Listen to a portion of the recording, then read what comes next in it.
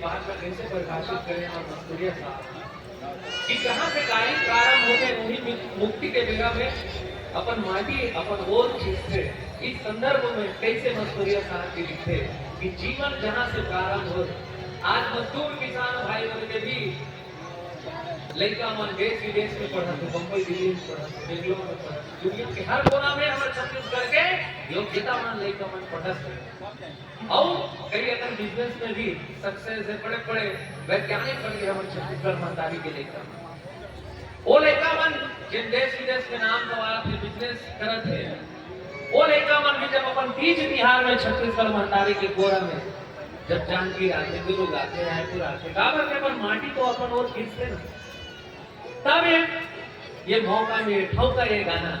बहुत ही अच्छा ये संदर्भ में कैसे लिखे कि पंछी उड़ाते आकाश पर